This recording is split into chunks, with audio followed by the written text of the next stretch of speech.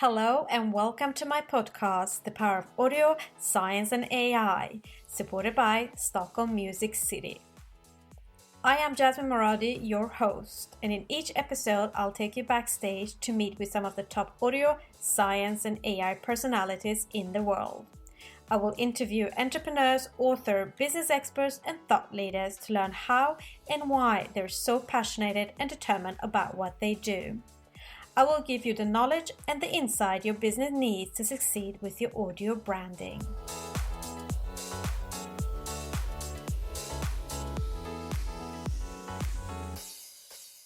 My guest today is my new friend Martin Willers. We are both part of the Swedish music tech community, STHLM Music City. Martin started the boutique design firm People in 2009 with a group of friends. During 10 years, the firm started the lean hardware movement in Scandinavia, designing several wearable tech startups focusing on innovation, design, and sustainability. They got voted one of Europe's hottest startup by Wired magazine and was in 2018 acquired by the Swedish design firm Doberman, that in turn now is acquired by Ernst Young. In 2014, he co-founded Transparent with several successful campaigns on Kickstarter, the latest the Light Speaker. The products are sold in the world's best design stores and shown in music videos from artists like will.i.am, Britney Spears, Robin, and Snoop Dogg. Martin is an active speaker on the topic of sustainable innovation and have given talks to thousands of people globally. He has a bachelor degree in visual communication at the University of South Australia, another bachelor degree in industrial design at the Umeå Institute of Design. He has also been the thought leader at the crowdfunding site Kickstarter and an editor of the Swedish design industry sustainability guide. In this episode, Martin and I are going to discuss the ins and outs of sustainable design in audio systems and when sound experience meets sensory lighting. With that, Martin, I welcome you and thank you so much for joining us. Turn up the speakers.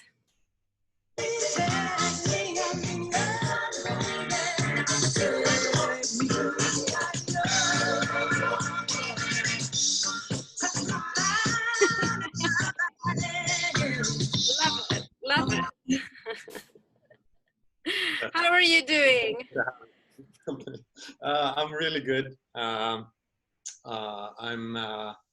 We just launched this last week, and we have almost 500 pre-orders already, and surpassing our goals quite quickly. So it's always a good feeling when you bring a baby out in the world, and there's a positive reaction and press rights, positive reviews, and all that. So that's the best feeling as an entrepreneur when you get to actually put products in people's hands.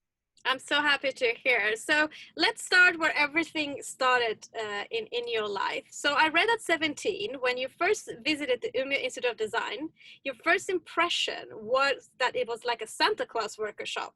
So tell us about this magical impression, how, when, and why you fell in love with graphic design as a boy. Yeah, I mean, I was good at drawing, and I was also quite good at like having big visions and thinking in my head a lot, like drawing big pictures of I could, as soon as I saw an Oscar speech, I could picture myself there talking about something. Like I've always been that kind of a person. I had big visions, and in Umeå it was the first time I could see like something coming out of the page of a drawing book into physical reality. They had a huge 3D printer.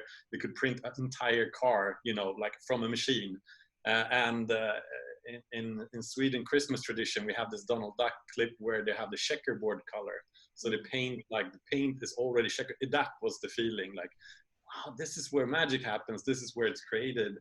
And it is really true. That has been a really strong international design school. So a lot of the people that I met there are now creating those magical products out in the world. So in some sense, that experience that sounded a bit like childish almost was true. It was the chocolate factory where magic happens. So I've been really fortunate to be able to visit and be a student at that school. And that's where I met my co-founders, and it set a lot of the paths I'm on right now. And also, I read that you've long time been interested in the environment. And when you were 18 years old, you were in the Youth Environmental Parliament, and your degree project was on how solar energy can become more interactive for the end user, with the dream to set up a company that would help people's needs as well as becoming profitable and improve the planet. And your dream came true when you started the groundbreaking design firm, People, focusing on innovation, design, and sustainability. So tell us about this journey, your success stories, your failures, and of course, your learnings. I think the dream is true when we are on a sustainable planet, in the sense sustainable for humans, and we're pretty far from that. So I wouldn't say any of those dreams are coming true quite yet. It's a very, very long road ahead, and the urgency is ever more present. But it was a dream to start a design firm with some of the best designers in the world. My co-founders all worked at Nokia at the time, and they started working at Nokia before iPhone. So that was like when Nokia was the big thing. And for them to quit their job and move from Helsinki back to Stockholm to start a company with me was one of the best moments in my life, to have that feeling of never doubt that a small team can change the world. Indeed, it's the only thing that ever has. That was really our ethos at People. And but we've been front row in the kind of innovation processes of big companies like IKEA and Samsung, and developing new products. And it's really hard incorporating sustainability. I think the agenda has moved up the corporate agenda a lot in the last 10 years, but it's still kind of like treated as accounting rather than innovation. Why? Sorry to interrupt you. Why? It's the do less bad. So the first step for a lot of companies is just measuring their impact, and it's typically huge. And they put kind of an accountant on that role, and that accountant is sitting up in a castle tower, kind of like Father Farah in this famous show, but like the wise person up in that castle tower, and it's visited once a year, and he's dusting off the books and like, here is our CO2 footprint. We reduced it 4%, and that doesn't really change corporate culture. So I think, but the feeling of actually innovating and actually changing a business model to something that people understand, that's real change, and that I think motivates across the board.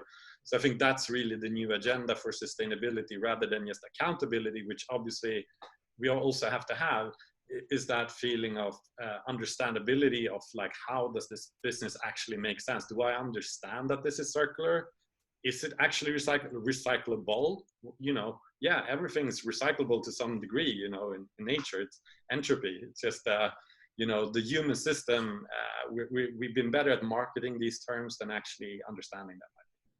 And what kind of success stories can you tell us about back then that you were able to involve sustainability when it wasn't really on the agenda, which is more today? Do you have a story to tell us? Sure. I mean, one thing that we quickly realized, the typical industrial design project might run a couple of months, whereas you do like a proper life cycle analysis of a product, it takes 12 months minimum, because you're analyzing manufacturing and all parts of the life cycle of a product. So from manufacturing to usage to end of life and potential recyclability. So that took way too long for us to like incorporate a proper life cycle analysis. So what we did was something we call life cycle analysis sketching, which was basically, you could quite quickly identify from these different phases of a product what is most impactful. So a good example is like a water boiler. The high impact is during usage. If the Brits would just not overfill their water kettles with water when they're heating for their tea, it's more energy than all their traffic lights put together. So it's just like, there's a lot to be found there. And if we could identify the big staple in the diagram, that would be the kind of horns on the devil, so to say. So if you could take one or two of those and innovate just around that, then there would be an entry point for us where we could make a difference within that short time frame that we had engagement as industrial designers. And a lot of impactful decisions are made in the manufacturing process, but typically it might be really tricky to get a company like Electrolux to switch from one material to another. because they're so well established in their supply chain and all the levels of quality assurance that goes into that. To just change the material is typically quite hard. But whereas like lightweighting one material or addressing one aspect like that is totally feasible. So that was kind of our entryway to actually feel that we did make an impact, even if we had a shorter scope or an intensive sprint on design. So that's a good example, I think, of how the design tools can kind of map to the challenges of sustainable design. Very interesting learning. And it was actually at People in 2013 that you guys, via successful campaign on Kickstarter, launched your own first project, Transparent Sound, with the aim to kill the giant wood and plastic home audio systems, as you believe that audio is best heard, not seen, and that the best electronics should last a lifetime, so its waste will be removed from the world, from the learnings that you've had. Tell us about the story, how Transparent Sound was born. So how it started was basically when we started People, we felt like we wanted to be the rebels of the design consultancy, industrial design consultancy industry. And what we did at the time, which was unusual, was blogging.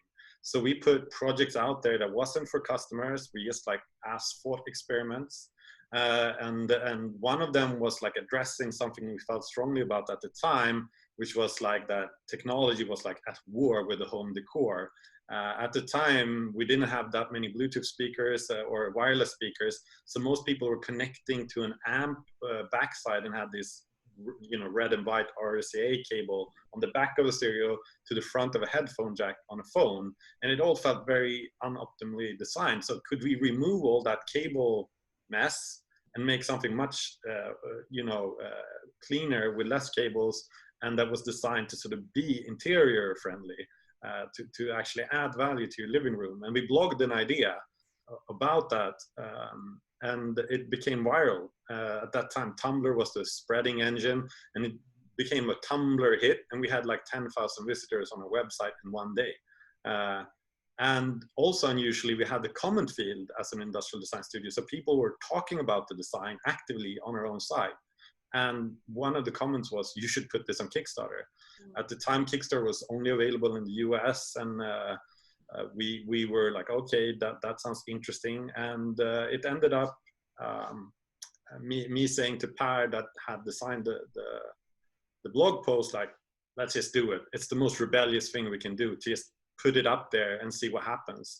And so it was a little bit of a spur of the moment to go for that. And then, yeah, it's interesting looking back now, how much has happened since we were successfully crowdfunded 7 years ago, and it totally put a new path in my life.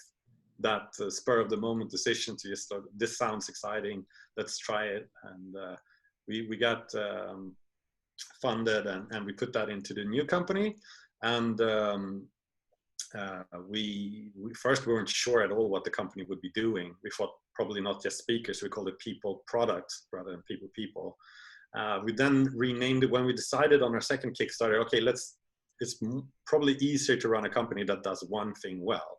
So then we changed the name to Transparent Sound, and now the brand is transparent. Like, what is your mission and signature with what you're creating right now, and why did you end up doing like an audio system?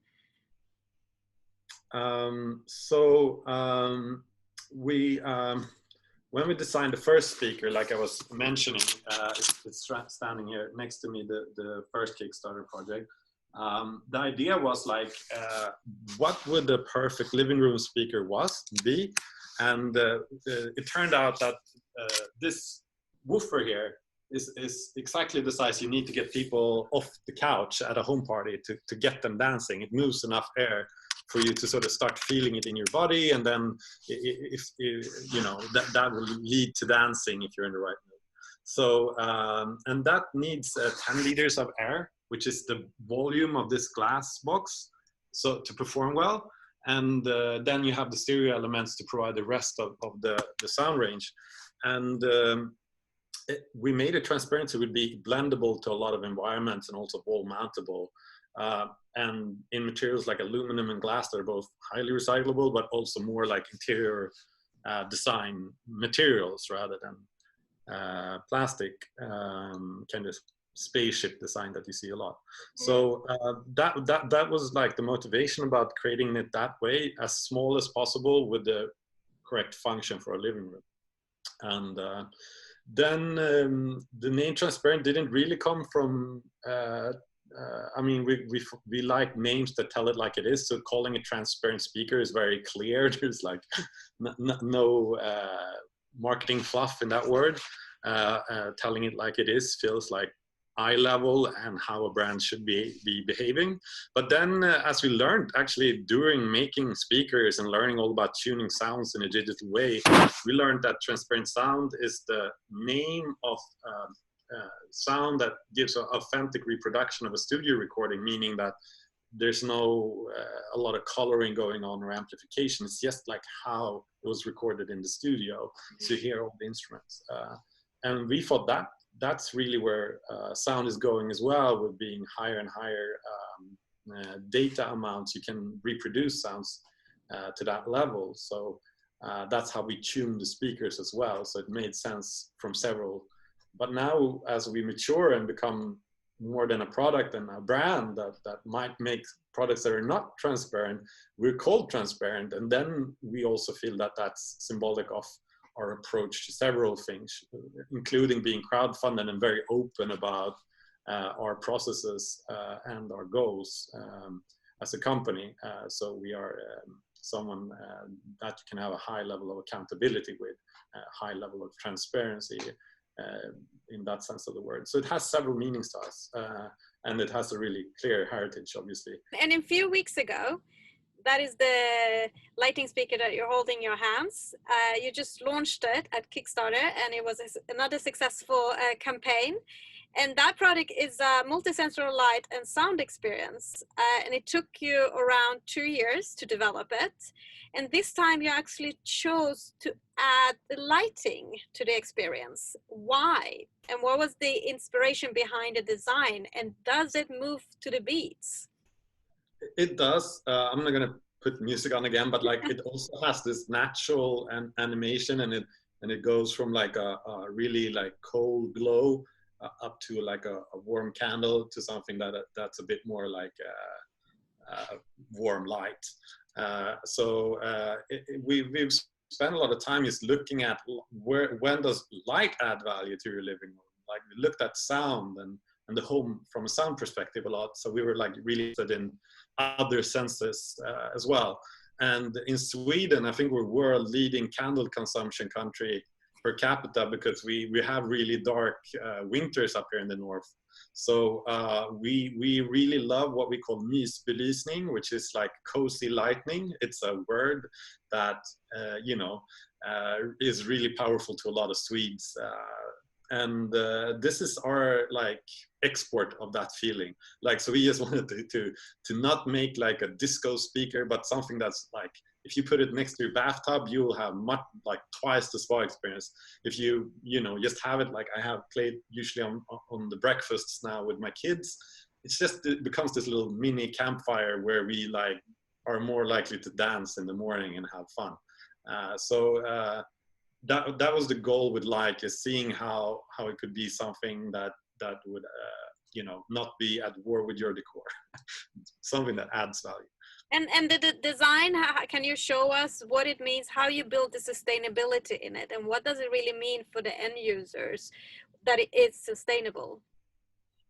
Yeah, I mean, sustainability is a big word for us. Our interpretation of it is that, okay, the number one thing that we can do to reduce, greenhouse gas emission and save natural resources is actually making people use technology products longer. So 1 year extra usage equals a lot of years of like saving energy consumption 10%, for example. So that's our number one goal at the moment, and that way we can do that is to obviously make it high quality so it lasts in itself, but secondly make it modular, both so it's repairable but also so it's upgradable with new technology. And in this case also with the battery has a certain lifetime. If you're going to use it for generations, you're going to need to change it. So those are the primary like design driven things that's coming out of that.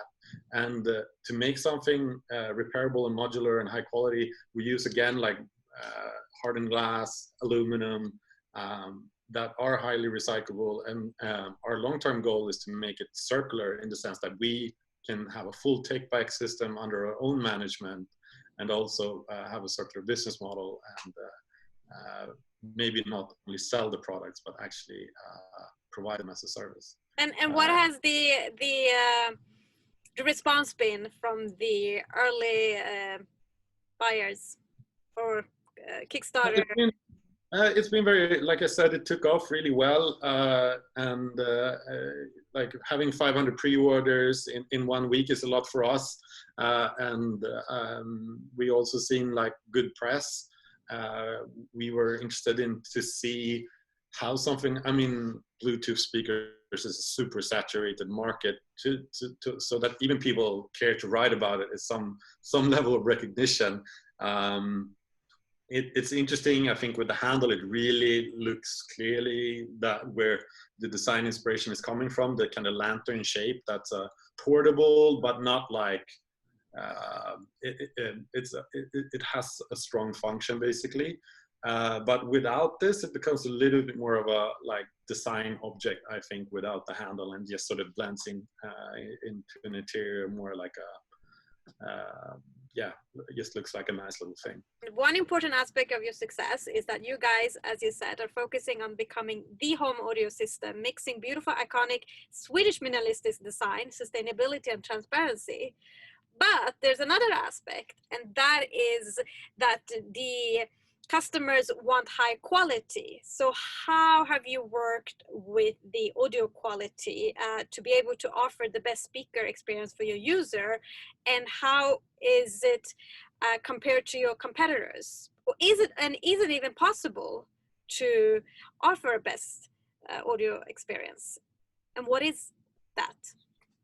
The best audio experiences are typically people just saying, like, when I was at this concert, you know, they had electric goosebumps all over their body, and some people are able to reproduce that in their homes, and ultimately music experiences are subjective, and it comes down to what parents played you as a baby and your DNA, and it's similar to taste in that sense, that like even the best 3-star Michelin restaurant is going to have slightly different appreciations of different courses. But there is also obviously like real physics and science in creating sound waves, and I've been nerding out on that quite a lot since starting this company. I didn't come from an audiophile background. I don't have any degrees in that, so I still approach it with kind of like an ignorant approach, where I'm sort of maybe making a lot of like breaking a lot of rules. But I think the basics we had is like, what do we want the speaker to do? So with the large speaker, like I mentioned, it was like getting people off the couch. I have the smaller one here. That's for a smaller apartment, or in my case, I typically I brought it in from the kitchen. But it's louder than my kids and the dishwasher if I listen to something that inspires me to cook well. So it fills that function in my life. Really like listening to like my favorite podcasts on it. So that acoustic volume is good enough for a small mid-sized room, and this one is a slightly larger room, and maybe up to the level of disturbing your neighbors as well. I was going to say that. What is the neighbors going to say? Because once you have a great speaker, it's not just hearing it, you know, the walls have ears. And I think that's a lot of systems today, to be honest, are over designed. You shouldn't put like one of those big woofers in an apartment. That's not like how we need, like that's not how you know, apartment life is, unfortunately. And this one, the acoustic volume here, it's we still want this to sort of, if you gather a few friends around the campfire, we still want it to be audible and clear to everyone. So we tried to make a big 360 sound out of a quite small form factor to increase the feeling you get from this. We made a passive radiator here in the bottom. That's the kind of woofer, and that this is a closed sealed volume of the glass to drive those bigger sound waves.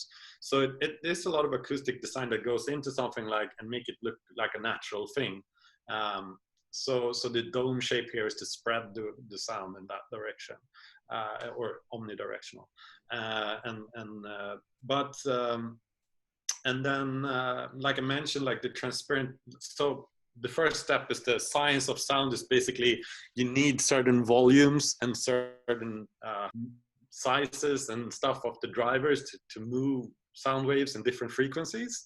The second part is what is referred to as tuning, which is a really big part of modern speakers because all sounds go through a digital processor, and that processor can do all sorts of magic.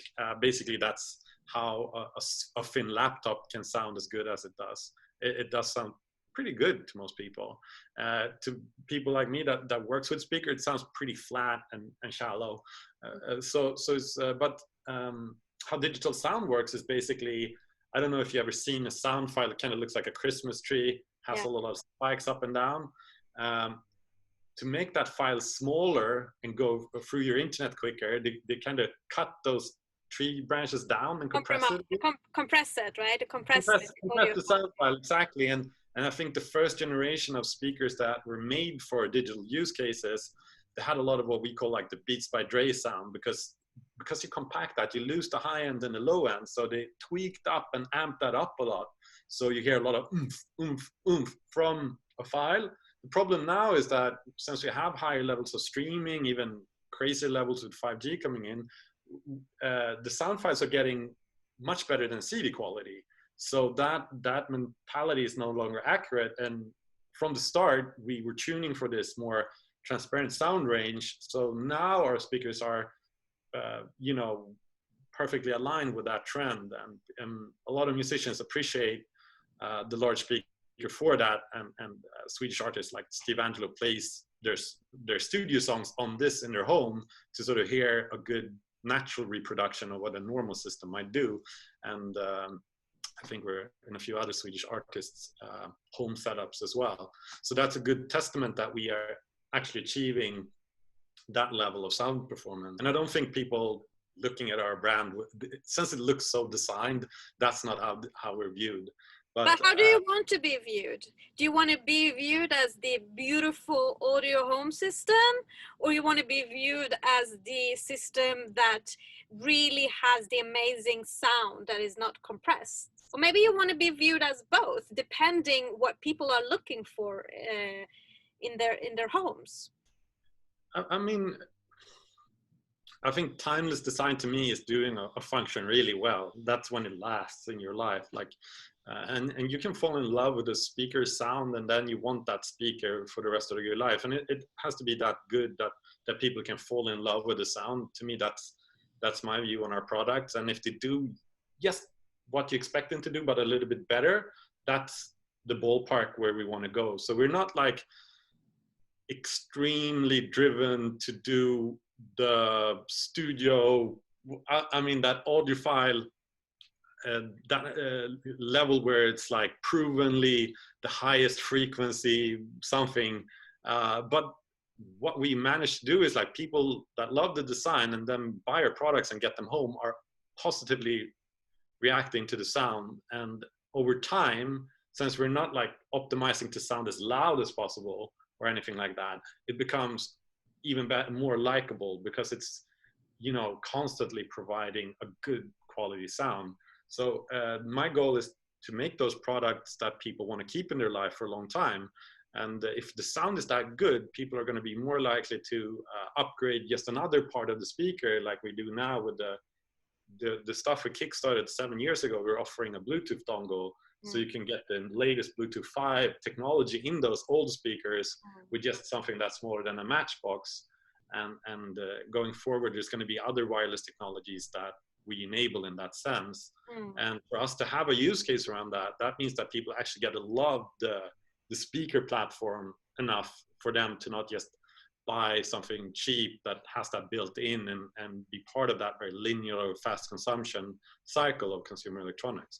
Well, that was going to ask you, how are you guys different than your competitors? Like, what are the I don't know, 3-5 top areas that you are different?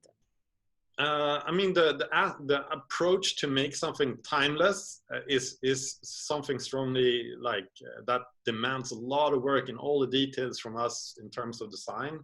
The modular approach for sure is, I don't know a competitor doing it in a modular way. You can't take apart some speakers obviously, but like having it as a stated focus, I don't see. And the design to start a product with the aspect of like, okay, the most important thing is actually all the time you don't use the speaker, is it taking away value then from your interior, or are you happy to see it? And I think a lot of our customers are happy and proud to have our products in their home. It adds value to their living rooms rather than like being something they're trying to hide away as like kind of like your TV or whatever. Like it's a necessary evil. It's actually something they value, like a design furniture. And checking those 3 boxes, making it timeless, modular design is like really what we want to, how we feel we're different from the rest of the pack. And if we would say, let's say, speak another 3 to 5 years, where would you wish that you were standing? Our vision is to be the first circular tech brand, and that doesn't mean we have to be the biggest tech brand or anything like that. It just means, like for years, when you ask people like, who do you look up to, and Patagonia has like owned that so much. Why is there so few examples on that list? You know, I like Max hamburgers, but it's still hamburgers. You know, I think they're doing a great job, but like, why isn't there, you know, and yeah, you can say that Apple is doing things, but they're bigger than many countries, so they have geopolitical interests. They own, you know, they own mines of aluminum. It's, you can't really judge. I mean, you obviously they're gonna, you know, secure their resources, and they're coming from a completely different angle. But like, we want these brands that are clear in their path, you know. And I really hope we will be that brand that people can say, I understand their vision and I can see that they're on that mission by what they're doing. And, you know, that's where I feel like then our impact won't only be in the actual sales, it will be on a broader impact on the industry as a challenger and someone that people might have to sort of look at our business model and say, okay, we're also gonna we're gonna need to do this if we're gonna meet these climate goals. So that would be my vision for the next few years, that we are growing enough to make an impact where we can actually influence an industry. That's my goal. Well, one thing that I like with the big companies is that suddenly when they start seeing that customers want something else, they're great at copying it. So how simple or difficult would it be for a bigger company to go from, I mean, change their supply chain and become more circular? Are you like more in like ahead of them, or could they? Yeah, you understand. I think it's easier than most people think, you know, and because the industry machine is really, you know, blind if you put recycled plastics into it or not. And at some scale, it starts to make sense to just take care of your own trash and not just leave it all around the planet in the oceans. And I think we're going to see a lot more of those. Like, it just makes sense that you know, you have take back systems. You know, we have to sort of demand that out of companies, that they can't be like as linear as they are today. And I think we see there, like with the Green New Deal in Europe and a lot of the legislation things that's coming in, you know, right to repair obviously being one of those things that we're going to see already next year in Paris, a new mark for repairability. It just feels like, why aren't more brands there already in terms of how easy it is to use it on a material perspective. On a business model, I think there's also a lot of things pointing into this direction, where it's like, why do we want to own more stuff? Less is more, you know. I think, again, this year is going to just accelerate a lot of those changes. It's like, if you have one box too much in your apartment, that has taken up a lot of space in your life.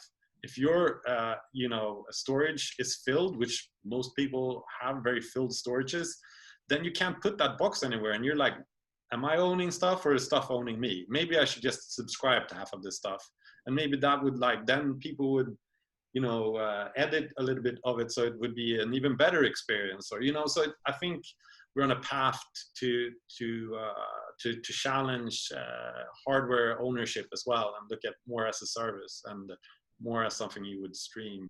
Amazing. And I'm gonna ask you very few last questions. What is pumping in your home speakers today? Well, I played like a classic, like discoed up version here for you before with Mary Clark, "Take Me, I'm Yours." As I'm getting less 13, more 40, I'm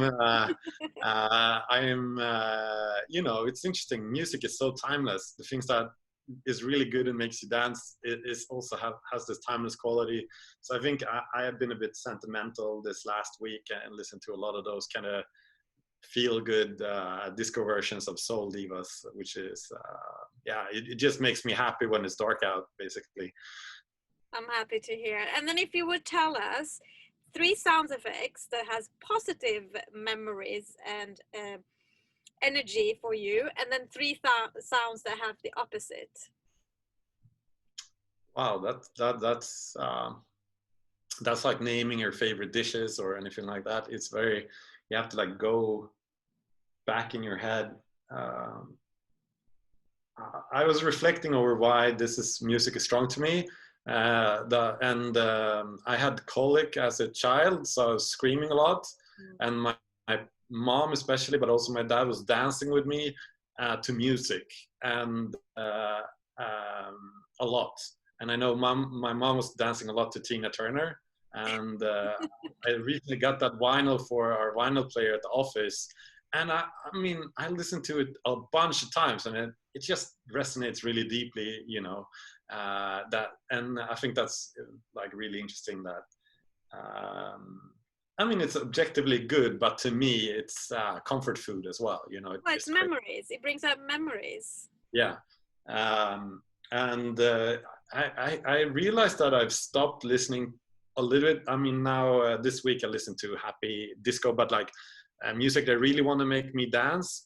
Because it makes you so depressed during Corona, working from home, and you just know there's like months away until you're gonna ever see a dance floor. I've listened to that a little bit less, to be honest, and just more of a mellow R&B sound. So I just ordered Erykah Badu's first album on vinyl, and I think that, okay, so the first one's Tina Turner, Erykah Badu, and I'll just, you know, and I already discussed what I'm listening to now, like Mary Clark is a good example, just like so powerful voice, and so all powerful women theme. I like that. I like that. I like that. And are you still playing the vinyl and not through your? I never like. I didn't come from an audiophile background. Interestingly, this is us being kind of user-centered. We had so many people asking us about vinyl setup, so we actually started selling a vinyl player, and we might go into actually having one under our own brand or not. Gotcha. You know, but is the sound better? Is the sound better on a vinyl then? I think it's just, to me, it's not about the sound being better or not. I think it's, some CDs are worse than vinyl for sure. Is full-on broad-scale digital file better than vinyl? Yes, a lot better. So it's like, but some things are not done in modern recording studios. So there's no like some vinyl is the best way to listen to something, and some are not. But the process with now your life being such a playlist, like, oh, it's you know, you forget to save songs, and it's just, my life is much more soundtrack today than it ever was before, but it also makes me less of a conscious consumer of music. So for me, the whole process of putting a vinyl player on, especially if it's Friday at the office, and you know, like at 3 o'clock we're going to have a share and like celebrate another hard-working week, that's a special feeling. And you know, you're going to be with that record for half an hour, an hour. You have to flip that record. Investing in an experience like that is sort of like instead of just doing the recipe, tasting it once and seasoning it, that just makes take the ownership. Even you didn't come up with that recipe, you didn't make that pasta, but now you have that sense of ownership because you seasoned it a little bit, or you had that like nice Parmesan cheese on top of it, and then all of a sudden it's just such a more immersed experience. And I think that's what vinyl does, and that's what we want to promote. And I think it's lost on this last generation of music consumption. We forgot about like the power of someone mindfully putting together a record, and some of these records are just immortal when you listen to them. You're like, this holds. That is the magic and the secret about music. It's very subjective, very individual. Even the songs, what kind of memories he has, when did you listen to it, but also the sound effect, because I feel like for me the audio system is more about how I want to feel, the uns, the boom boom, that, rather than to listen to it, because I don't really understand the notes in the music, or I'm not very much for the lyrics. So I don't think there is a solution for all, as long as there's products for all of them. So I'm still looking for that. I want to feel the music, but I think your product is amazing, and thank you very much for joining, to sharing your story with us. And where can people purchase and support Transparent Sound? I mean, we're still, the light speaker is still on Kickstarter. So go to Kickstarter and look for light speaker, or our website, transparent.rent, and link from there. So if you get it now, you obviously get it to a great discount compared to what it will retail later in the spring when it is actually released.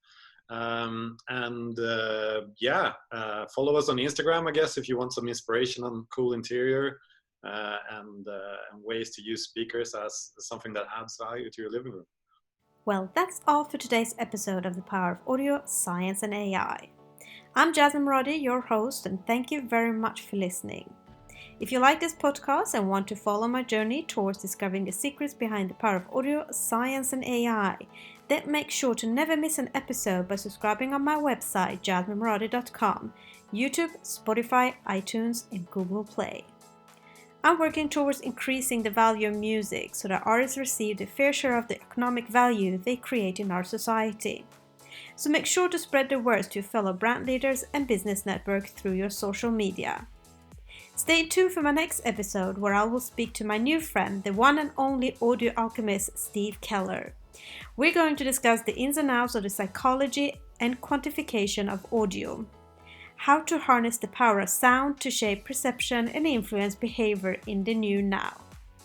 This episode is supported by STHLM Music City, recorded in the pod booth at the co-working space The Park in Stockholm, and music by Skirk.